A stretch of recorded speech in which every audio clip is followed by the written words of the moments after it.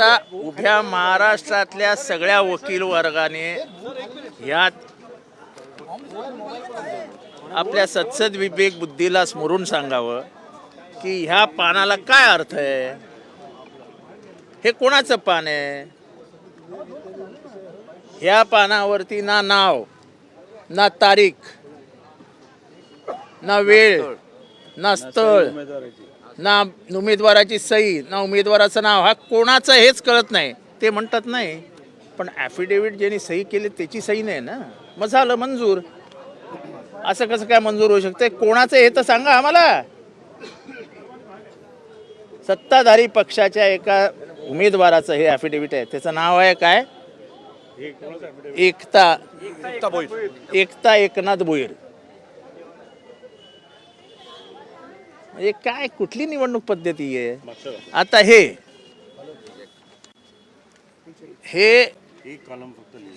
एक कॉलम रिकामा राहिला. नाही, एकच कॉलम रिकामा राहिला. संगीता माणिक पाटील, ते माणिक पाटील रिजेक्ट. ठाण्यात एका ठिकाणी ॲफिडेव्हिट हे काल भरणं आवश्यक होतं, ते आज दुपारी 3 वाजता भरलं.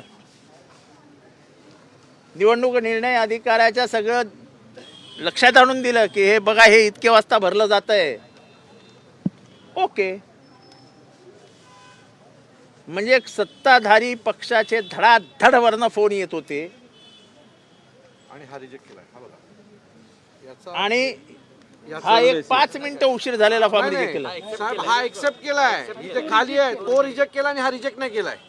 हे बघा, सेम इथे रिजेक्ट केलंय, इथे पण रिकामा आहे, हा ऍक्सेप्ट केला आणि हा रिजेक्ट केला.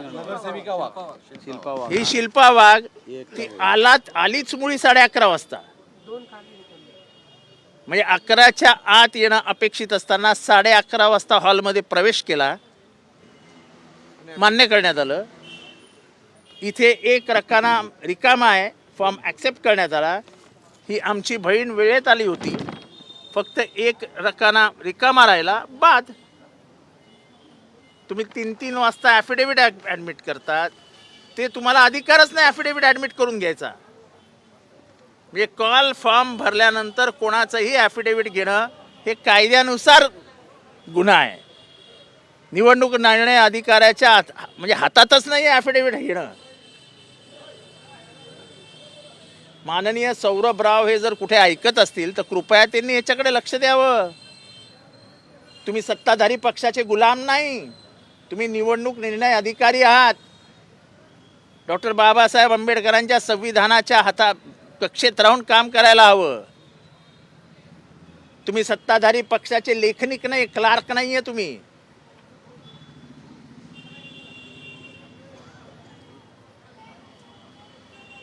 साडे 11 वाजता माणूस हॉलमध्ये येतो, त्याला तुम्ही त्याचा अर्ज स्वीकारताच कसा?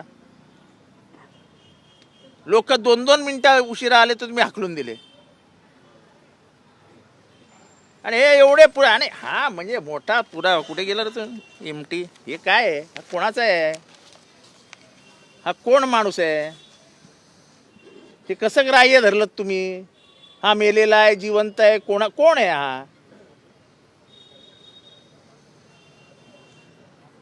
आणि असाच एक अर्ज नोटरीनी सही केलंय, सगळं केलंय, सगळी केलंय, तिथे म्हटलं उमेदवारांनी सही केलं नाही, रिजेक्ट. अरे इथे उमेदवाराचं सही नाही, काय नाही, तर ॲक्सेप्ट केलं तुम्ही. काही नाही. आम्हाला, मी खरं सांगू काय, मी ते यायला पण तयार नव्हतो, कारण का निवडणूक निर्णय अधिकाऱ्यांकडनं काहीही अपेक्षा नाहीत. लोकांनी काही ठिकाणी गुन्हे भरलेले नाहीत. महानगरपालिकेने परवा 3 उमेदवारांची यादी जाहीर केली की अनार्य, म्हणजे ह्यांच्या नावावरती अनधिकृत बांधकाम आहे. आता अनधिकृत बांधकाम आहे ते अजीवन आहे ना, ते काही एका तारखेला अनधिकृत बांधकाम संपत नाही. मग जर अनधिकृत बांधकाम त्याच्या नावावर आहे तर तो जन्मभर महानगरपालिकेचा गुन्हेगार आहे. मग त्याचा अर्ज मान्य कसा केलात?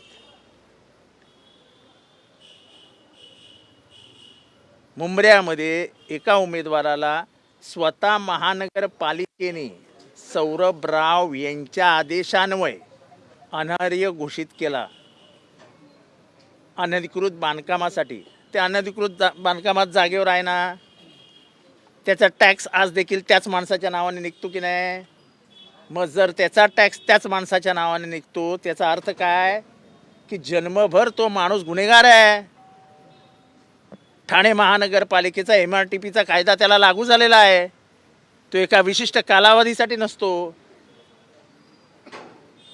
इथे माणसाने हत्या केल्याचा गुन्हा त्यांच्यावर आहे, आरोप आहे, तो लपवलाय. आत्महत्यास प्रवृत्त केला हा गुन्हा लपवलेला आहे. ॲफिडेव्हिटमध्ये खोटी माहिती दिलेली आहे, तो लपवलेला आहे. तरी त्याच्यानंतर तुम्ही त्याचा ॲफिडेव्हिट पण स्वीकारता या चुका सुधारण्यासाठी.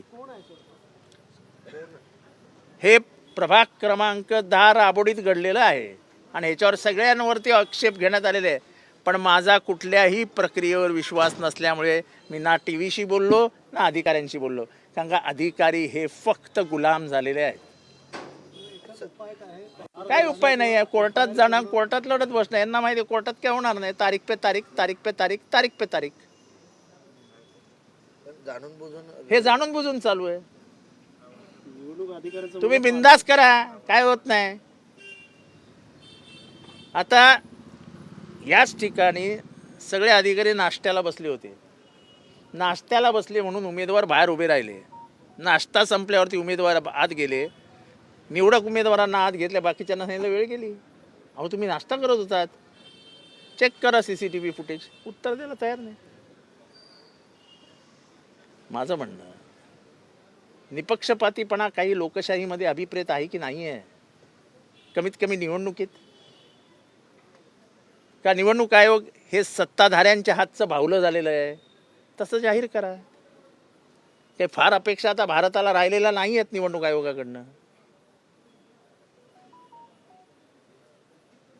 काहीच अपेक्षा राहिलेल्या नाही आहेत. म्हणजे एकीकडे तुम्ही त्याला अनर्ह घोषित करता 25ला, आत्ता 3 दिवसापूर्वी, आणि त्याचा अर्ज स्वीकारता. मग ते अनधिकृत बांधकाम जागेवर आहे की नाही आहे? आयुक्तांनी स्वतः सांगावं आम्हाला की ते अनधिकृत आता जागेवर नाही, की आम्ही ते पाडलेलं आहे आणि आता ते शिल्लक नाही. असं आहे का? आजही टॅक्स त्याच्याच नावाने निघतो, आजही बिल्डिंग तिथेच आहे. मग हे सगळं अस्तित्वात असताना तो उमेदवार होऊच शकतो? सौरभराव काही उत्तरच देणार नाही त्याच्यावर. निवडणूक अधिकाऱ्यांचं म्हणणं आहे की विधानसभा असेल, ठाणे महापालिका असेल, पारदर्शक पहा दाखवलं मी. म्हणणं आहे की मी पारदर्शक पारदर्शक नमुना, हा पारदर्शक नमुना दाखवला ना. हा कुठल्या कोर्ट ॲक्सेप्ट कराल? कुठला जज ॲक्सेप्ट करेल? म्हणजे अगदी छोट्यातल्या छोटा सिटी सिव्हिल कोर्ट म्हणजे सर्वात छोटा न्यायाधीश असेल त्याच्यासमोर हा पत्र गेल्यावर तो फाडून फेकून देईल बाहेर, फेकून देईल. अधिकारी सांगतात नाही, नोटरीची सही आहे ना. अहो नोटरीची सही म्हणजे काय? मी उद्या कागद घेऊन येतो नोटरीचा सही मारून. हा नोटरी कोण आहे आणि त्यांनी असं कसं काय केलं? पहिली तर या नोटरीची चौकशी झाली पाहिजे. आता कोण आहे नोटरी जो अशा सह्या करून कागद देतो? रिकाम्या जागा भरा असा एक कागदपत्र तुमच्याकडे हे आहे ना.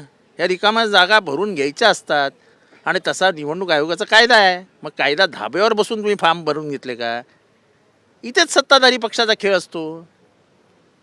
आणि तुम्ही सगळ्या सांगितलं ना, एकता एकनाथ भोईर, सगळ्यांच्या आरोनचे तुम्ही फोन चेक करा. प्रत्येकाला वरिष्ठ मंत्र्यांचे फोन आलेले आहेत. प्रत्येकाला की हे करू नका, हे सांभाळून करा. बाजूला फोन घेऊन जाऊन बोलण्याची गरज काय तुम्हाला? तुम्ही निवडणूक निर्णय अधिकारी आहेत ना, जागेवर बसून बोला ना. तुम्हाला कोणते कानात येऊन समजा फोन आला आहे, मग तुम्ही फोन घ्यायला आत जाता. कशासाठी जाता? संशयास्पद वागायचं कशाला? एकीकडे तुम्ही नमूना दाखवता, दुसरीकडे नमो ठाणे नमो भारत अशा प्रकारचे देखील बॅनर ते जाऊ द्यावं, त्याच्यात आम्हाला काय इंटरेस्ट नाही. निवडणूक निर्णय अधिकारी ही स्वायत्त संस्था आहे, मात्र आता ते सत्ताधाऱ्यांचं ऐकते. सत्ताधारांच्या हातातलं भावलं म्हणजे निवडणूक आयोग आहे. चला.